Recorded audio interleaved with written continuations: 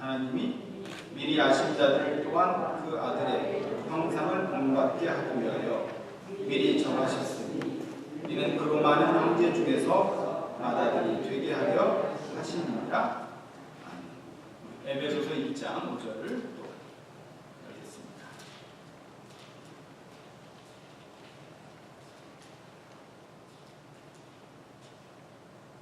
310페이지 에베소서 1장 5절 같이 읽습니다. 그 기쁘신 뜻대로 우리를 예정하사 예수 그리스도로 말미암아 자기 아들들이 되게 하셨으니. 오늘은 추수감사주일입니다. 1년 가운데 많은 절기가 있고 많은 기념될 만한 일들이 많지만 10월 둘째 주일은 한 해 동안 함께 하신 그 주님께 마음을 다할 수 있는 그런 정성의 시간이 오늘입니다. 처음 올 한 해를 시작했을 때 우리의 그 마음가짐은 어땠어요? 작년에 하지 못했던 것 우리는 꼭 하고 싶다. 작년에 쉽게 포기했던 것들 올 한 해는 꼭 이루고 싶다. 그렇지만 지금 돌이켜보니 많이 어떤 결과를 얻었습니까? 결과를 얻었으면 얻은 거에 대해서 감사하고 못 얻었으면 얻지 못했던 그 이유 때문이라도 감사할 수 있는 날이 바로 오늘이에요. 그런데 가장 큰 감사는 무엇입니까? 우리를 내치지 아니하시고 우리를 훈계하지도 아니하시고 늘 너른 가스름으로 안아주시는 그 하나님 때문에 감사할 수 있기를 바랍니다. 세상 사람들은 어떤 문제 앞에서 꼭 인과관계를 꺼내놓습니다. 즉 어떤 결과에는 반드시 그 원인이 있다라고 생각하는 거죠. 이러한 인과관계의 도식에 의해서 어떤 이가 성공을 했다면 왜 성공을 했을까? 많은 사람들이 추적을 하죠.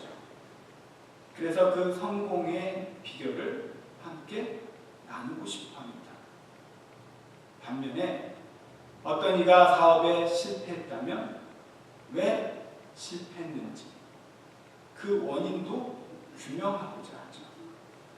이처럼 사람들은 이 인과관계 속에서 묶여 있어서 모든 일들을 그렇게 풀어가는 거죠. 교회 안에서도 마찬가지입니다.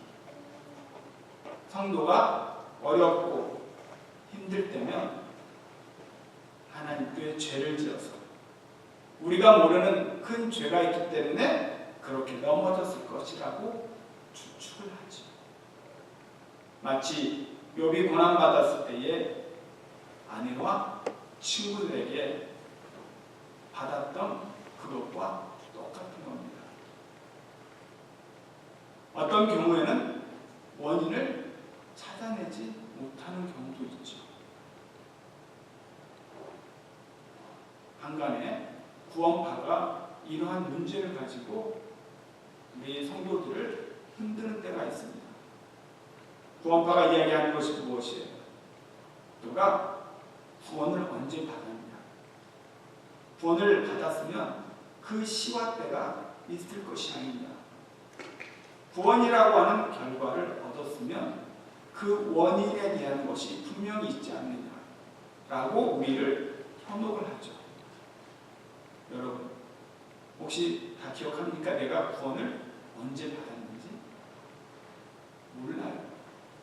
몇 월 며칠날 내가 하나님으로부터 구원을 받았는지 아는 일은 없습니다. 왜? 구원은 하나님의 소관이기 때문에 그래요. 구원이라고 하는 것은 내가 주체가 아니라 하나님이 주체이기 때문에 그렇습니다. 마치 내가 2월 25일 날 태어났는데 태어나서 보니까 1월 25일 날 태어났다고 부모님이 말해 주어서 내가 아는 거죠. 내가 1월 25일에 태어나야 되겠다라고 정해놓고 태어나는 사람은 없습니다.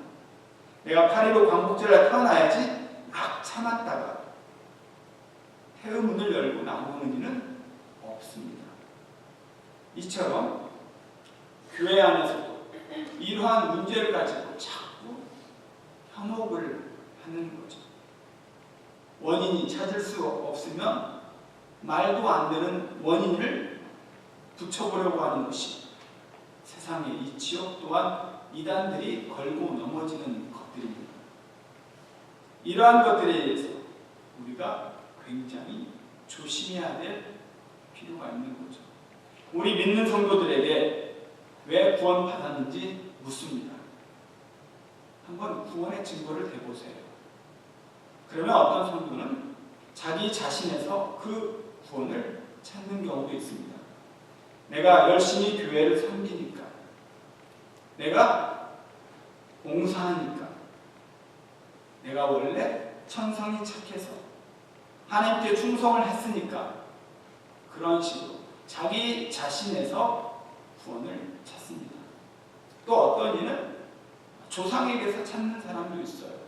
내 부모 형제가 믿었기 때문에, 나의 할아버지 할머니가 믿었기 때문에 당연히 내가 구원받은 것이 아닌가, 이렇게 찾는 경우도 있어요. 그러나 성경은 자기 자신이나 조상에 의해서 구원을 찾지 않습니다. 이러한 태도는 잘못되었다라고 이야기하고 있죠.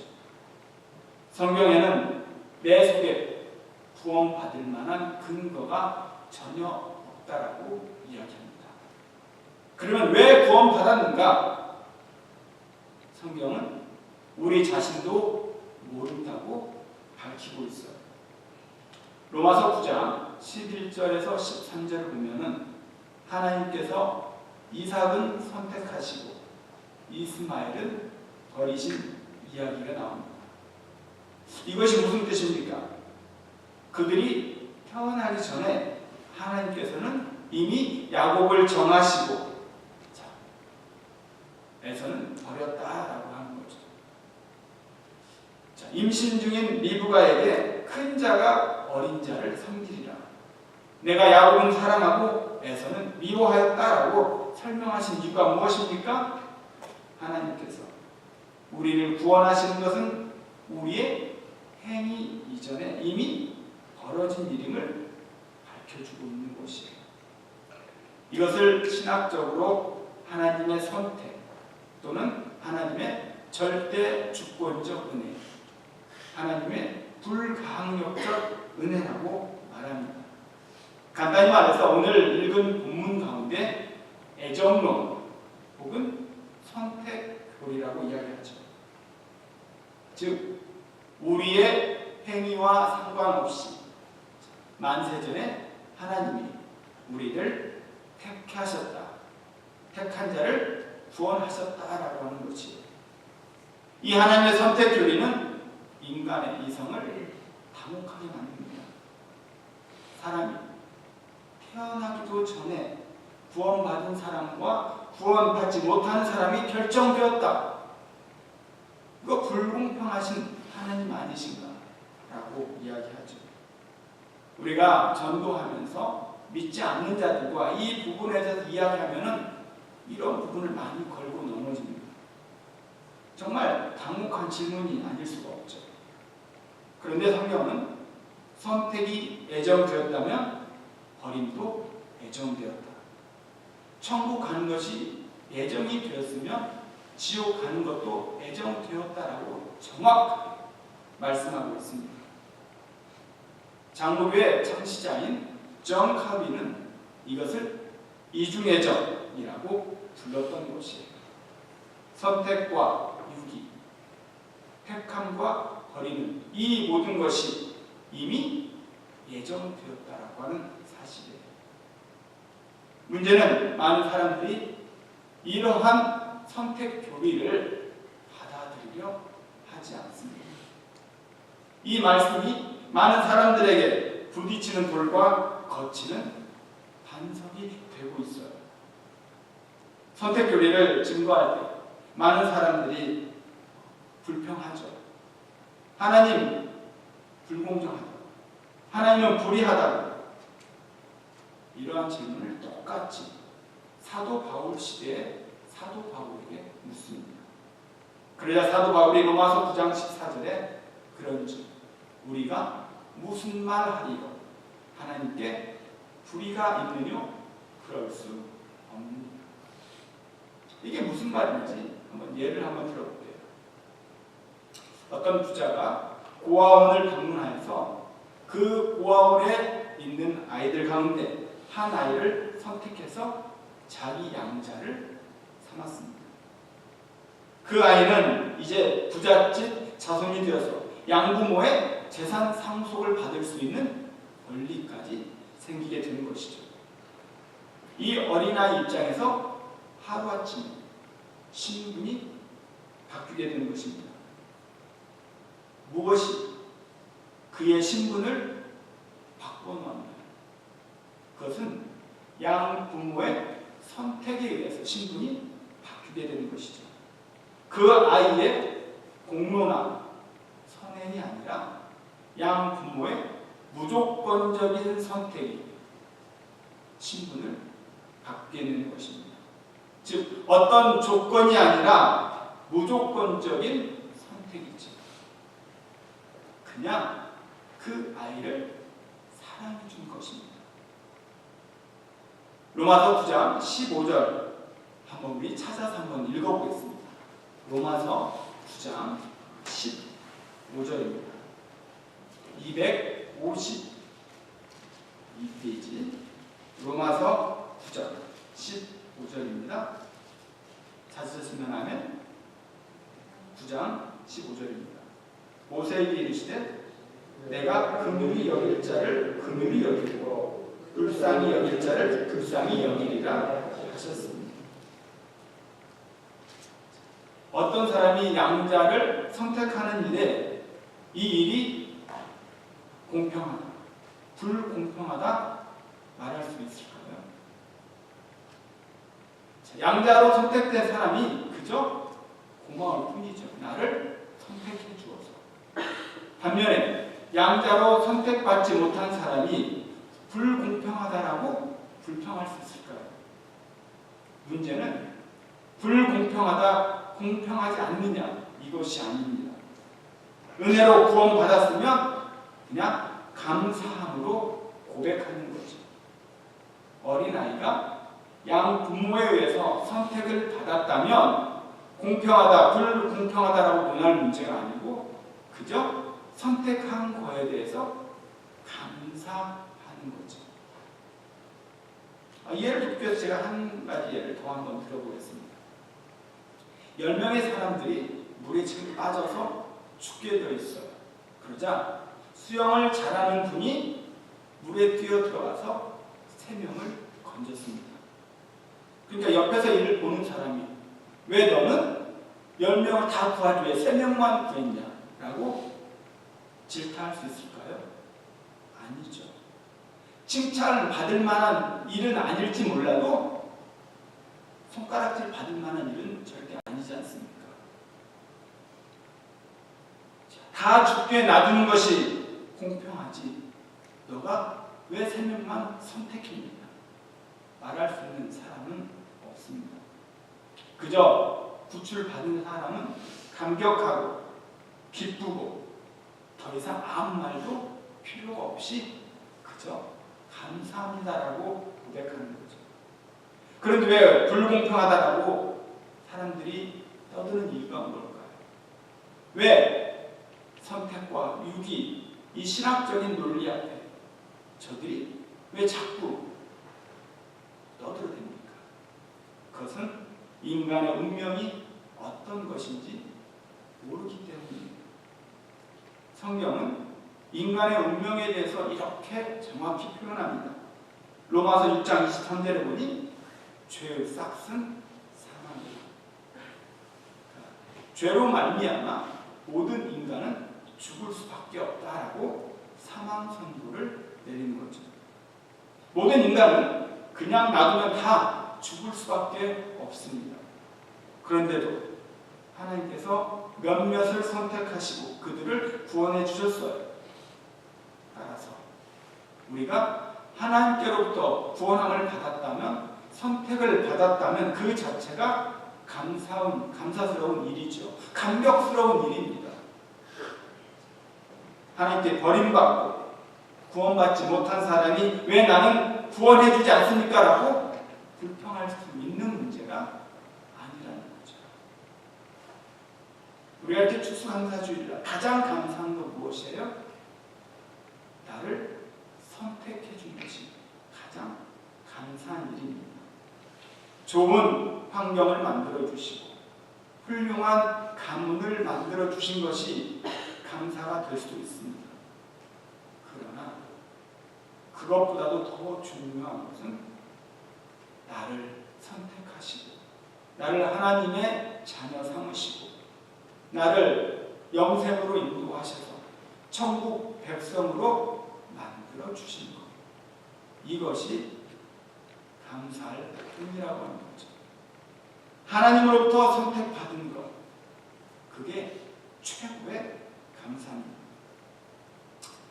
하나님 왜 우리를 구원해 주셨습니까? 이유가 없어요. 단지 하나님이 우리를 사랑하셨기 때문에, 그래서 택하셨고 우리를 택하셨기 때문에 택함을 받은 것뿐입니다. 그래서 성도가 택함을 받은 우리가 하나님께 할 수 있는 일은 무엇이에요? 이사야서 43장 21절에 이렇게 말합니다. 이 백성을 내가 나를 위하여 지었나니 나의 찬송을 부르게 하려 함이니라. 이 말씀대로 성도가 해야 할 수 있는 가장 멋진 반응은, 표현은 날마다 하나님께 찬송과 감사와 영광을 올려드리는 겁니다. 자, 그렇다면 하나님께서 우리를 구원하셨어요. 그럼 또 질문하죠. 우리를 택하셨다라고 하는 것을 어떻게 알 수 있느냐 이거죠. 하나님이 우리를 구원하셨는데 어떻게 택하셨는지 좀 투명하게 좀 알고 싶은 게 우리 성도들, 세상 사람들의 그런 퀘스천이죠. 그런데 성경은요, 우리를 구원을 애정하셨다라고 하는 말을 믿음으로 바꿔서 말합니다. 믿음으로 말미암아 우리에게 구원을 주셨다. 이것이 성경이 말하고 있는 것입니다. 하나님께서는 택한 백성들에게 믿음을 주셨어요. 우리 모두가 하나님께 택함을 받았다라고 하는 그 증거가 무엇입니까? 내 속에 믿음이 있으면 하나님이 나를 택하신 것이다 이야기하죠. 우리 에베소서 2장을 한번 펼쳐보겠습니다. 우리 모두 에베소서 2장 8절을 한번 찾아서 한번 같이 읽어보도록 하겠습니다.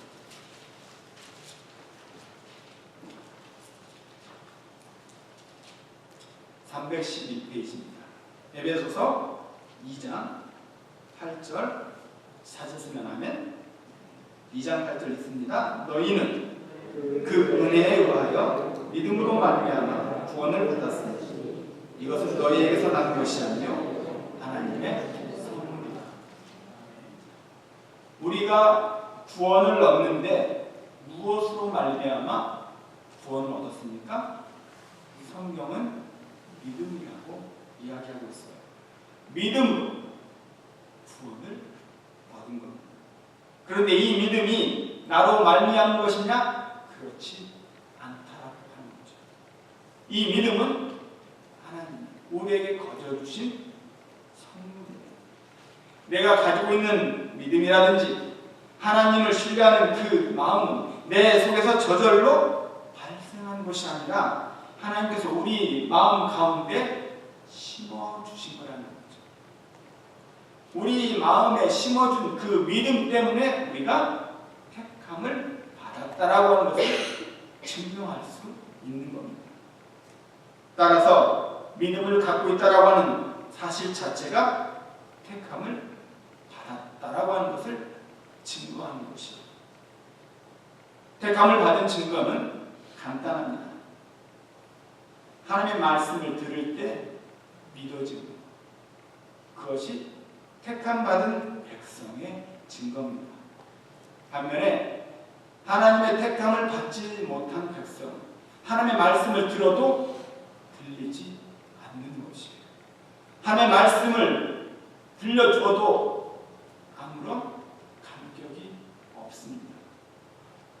말씀을 10년, 20년 들어도 마음으로 용납하지 못한다? 왜 그래요? 택함을 받지 못한 백성이기 때문입니다. 어떤 유명한 스님이 성경을 50번을 읽었습니다. 우리보다 훨씬 많이 읽었죠. 성경에 대해서 해박한 지식을 가지고 있어요. 성경 말씀도 줄줄줄 암송할 정도입니다. 그런데 왜 그 스님은 성경을 50번 읽었음에도 불구하고 나는 성경이 믿어지지가 않아. 왜 그럴까요? 우리는 창세기 출애굽기 읽고 레위기 들어가다가 중간에 포기하죠. 성경 일독하는 거 굉장히 어렵습니다. 모세오경 뜨는데 1년씩, 2년씩 걸리죠. 그래서 마태복음부터 다시 시작하자. 마테마가 누가 요한 읽다가 사도행전 읽다가 로마서 올라가니까 되게 어려워요. 또 중간에 또 쉬죠. 우리는 어때? 성경을 일독을 안 해도 한 챕터를 읽지 않았어도 하나님의 말씀을 들으면 마음에 감격이 있습니다. 이게 무슨 증거예요? 택함을 받았다라고 하는 증거입니다. 성경을 아무리 필사한들, 성경을 아무리 많이 읽어도 믿어지지 않는다. 바로 이 스님처럼 그것은 택함을 받지 못한 백성이기 때문입니다. 태양이 내리쬐면은 똑같은 조건 아래서 눈은 녹지요. 얼음은 녹지요. 그러나 진흙은 굳습니다. 똑같은 환경과 똑같은 조건이지만 반응은 달라지는 거죠. 어떤 이는 하나님의 말씀을 들으면, 읽으면 회개의 눈물을 쏟아냅니다. 그런데 어떤 이는 말씀을 읽어도, 말씀을 들어도 마음이 강팍해지는 사람이 있어요. 성경은 그를 대표적으로 애굽의 왕 바로라고 이야기합니다. 애굽 왕 바로에게 모세가 하나님의 말씀을 전했음에도 불구하고 들으면 들을수록 바로는 마음이 강팍해졌어요. 은혜가 임하지 않으니까 말씀을 들어도 이해되지 않는 상황에 빠지게 되는 겁니다. 또 다른 증거를 한번 찾아보겠습니다. 우리 데살로니가전서 1장 3절 4절입니다.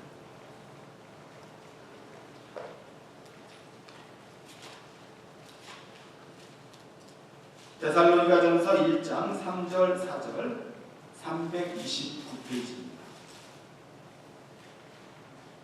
데살로니가전서 1장 3절 4절 329페이지 함께 같이 읽겠습니다.